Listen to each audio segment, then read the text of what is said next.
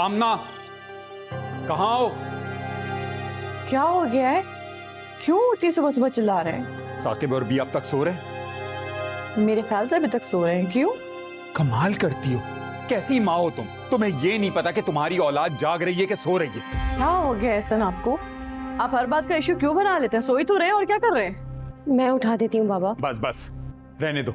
अगर तुम्हें इतना ख्याल होता तो सुबह उठाकर अपने साथ पढ़ने बैठाती।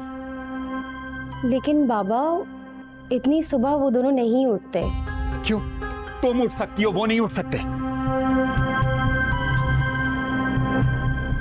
तुम जाओ, जाके काम करो, मैं देखता हूं। अच्छा, मैं उन दोनों को उठा कर आती हूँ।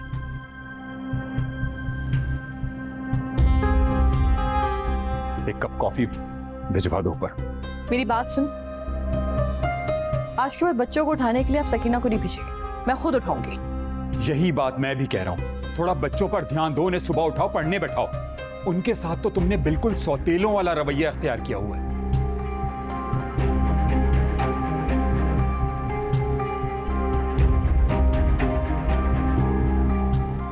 क्या हुआ तुम्हारे बाप को सुबह सुबह? मामा, मैं लॉन में बैठ के पढ़ रही थी। उन्होंने इस बात में हंगामा करना शुरू कर दिया कि मैं अकेली क्यों पढ़ रही हूँ, बी और साकिब को क्यों नहीं पढ़ा रही। शबीना, पता नहीं कब बचपना खत्म होगा इनका। आपको पता? हाँ तो थी, लेकिन इसमें कसूर तुम्हारे बाप का है। क्या जरूरत है उनको सकीना को भेजने की जब वो उसके कंट्रोल में नहीं है? तो क्यों उठाया इतनी सुबह सुबह को मामा? बेटा तुम्हें पीएचडी करवानी है इसलिए। और ये मैं क्या सुन रही हूँ, तुम बड़ों से बदतमीजी करने लग गए। क्या किया तुमने सकीना के साथ? जाहिर सी बात है, सुबह सुबह को दरवाजा नॉक करेंगे तो मैं गेट लॉस ही बोलूंगा ना। तो मैं भी बताती हूँ। चलो अब उठ गए तो नाश्ता करो। इस घर में सभी पागल उठ चुके हैं, दिमाग खराब हो गया सबका।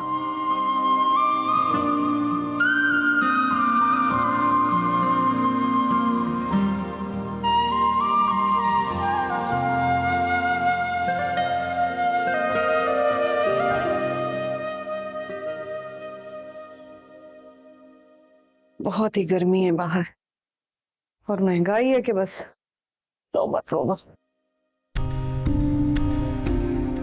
अस्मारा, अस्मारा,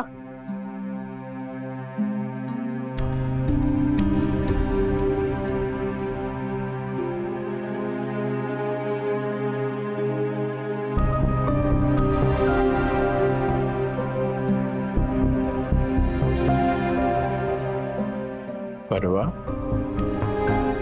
बेटी क्या सोच रही हो? अब्बा,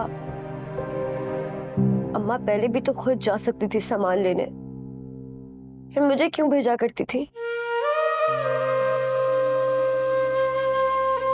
बेटा, अगर पता होता कि जिंदगी इतने गहरे रोग देने वाली है तो वो हरगिज ऐसा ना करती। न जाने कितने। जिल्लत किसे कहते हैं? मैंने पूरी शिद्दत से खौफ महसूस किया, जिल्लत महसूस किया। मेरा ज़हन बार बार ये बात दोहराता है कि जो कुछ भी मेरे साथ हुआ वो सिर्फ अम्मा की वजह से हुआ। हब्बा, ये सब कुछ अब मेरे माजी का एक हिस्सा बन चुका है। फरवा, माजी को भुलाने से ही जिंदगी आगे बढ़ेगी। लेकिन लोग भूलने नहीं देते, इंसल्ट करते। फूफो ने ताया अब्बू और हारिस भाई के सामने बोला, ये पता नहीं ये अगवा हुई थी या भाग गई थी।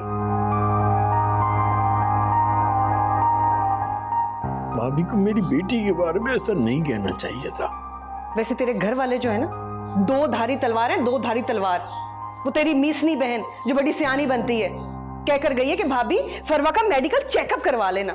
ना उसे शर्म नहीं आ रही मेरी बेटी के बारे में इस तरह की बातें करते हुए?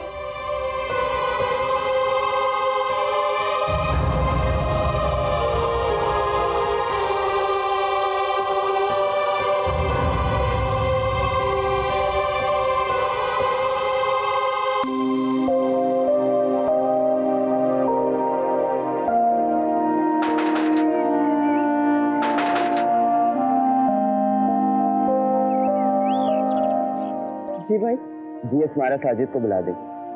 क्यों? ये इनका लेटर और यहाँ इनके साइन करवा दे। अस्मारा। जी अम्मा। कोरियर वाला आया, कोई साइन वाइन मांग रहा है। एक मिनट रुकिएगा।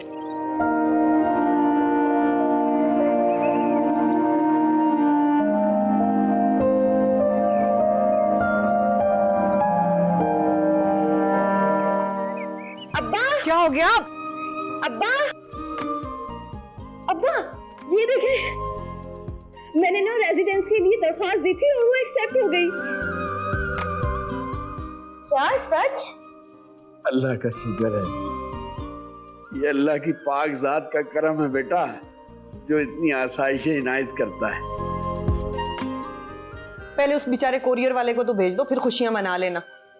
कितनी जल्दी है तुझे अपने अब्बा को बताने की? माँ तो तुम सबकी दुश्मन है ना। अम्मा वो खुशी में जहर से निकल गया। चलो शुक्र है, गंदे मोहल्ले से जान भी छूटेगी। इसी गंदे मोहल्ले ने कितने ही दिन तुम्हें खाने बना कर दिए हैं और तुम्हारी हर जरूरत में काम आया है। और जब जब इन्हें मौका मिला ना, कीचड़ उछालने से भी बाज नहीं आई। अरे कुछ नहीं होता, जो लोग कीचड़ उछालते हैं ना, उनके अपने हाथ भी गंदे होते हैं। अब्बा, आपको पता है ऑफिस के बहुत ही करीब रिहाइश मिली है और ये लोकल ट्रांसपोर्ट के किराए से भी जान छूट जाएगी और डेली का इतना लंबा सफर भी नहीं करना पड़ेगा। बेटा मुझे जल्दी से वजू करा दे, मुझे शुक्राने के नवाफिल। हम गरीबों की भी सुने, पर जाने से पहले ना ये मोहल्ले वालों को तो ऐसा सुना कर जाऊंगी कि जिंदगी भर याद रखेंगे। तुम्हें कोई नहीं समझा सकता। जरूरत भी नहीं है। अम्मा, आप ना तैयारी पकड़ लें, नेक्स्ट वीक तक हम लोगों ने जाना है और तुम भी। शुक्र है मेरे मालिक, शुक्र है तेरे।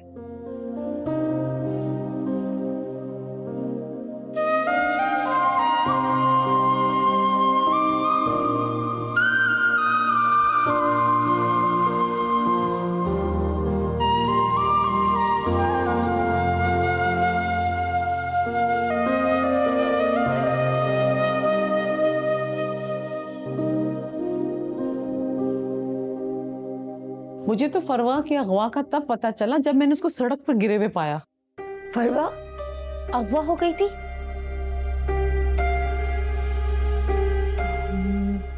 एक्चुअली भाभी, मैंने अर्शी को इस बारे में कुछ नहीं बताया था। मेरी बच्ची पढ़ने लिखने वाली है, उसके एग्जाम सर पर है। अब मैं ये बातें बता के इसको डिस्टर्ब कर देती तो अच्छा तो नहीं होता ना। मैं वैसे ही इसको इन सब झमेलों से दूर ही रखती हूँ। तुम्हारे पास आकर तो एक काबिल बच्ची बन गई है, शुक्र है उन बहनों पर नहीं गई। तरबियत भाभी, बहुत फर्क पड़ता है तरबियत से, और इसकी तरबियत मैंने की है, इसलिए मुख्तलिफ है अपनी सारी बहनों से। अब आप देख लीजिए ना, भाई की किस्मत कितनी खराब है। उनकी हर बेटी उनको कोई ना कोई दुख देती रहती है हर दिन। अब अंबर को ही देख लें, इतने कौन से ऐसे घटिया से खानदान में चली गई शादी करके, ना माफी दे। इंशाल्लाह। इज़्ज़त, फरवा को किसने अगवा किया था? बेटा ये तो मुझे भी नहीं पता, लेकिन वो खैर से वापस घर आ गई थी। हारिस उसे टाइम पे ले आया था। अब सब कुछ ठीक है, तुम फिक्र मत करो। अच्छा एक काम करो, मैंने किचन में कबाब रखे हुए थे, प्लीज उसे फ्राई कर दो। अच्छा ठीक है मामा।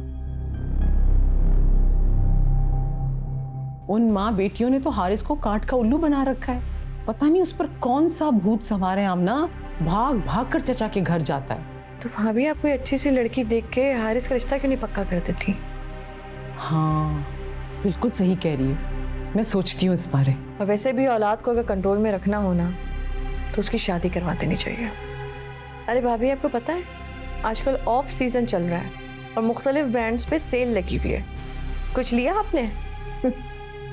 मुझे सेल्स की क्या जरूरत, मैं सेल्स में से कपड़े नहीं खरीदती बहन, मैं तो लेटेस्ट डिजाइन्स पहनती हूँ। जी बिल्कुल, न्यू अराइवल ना। यस।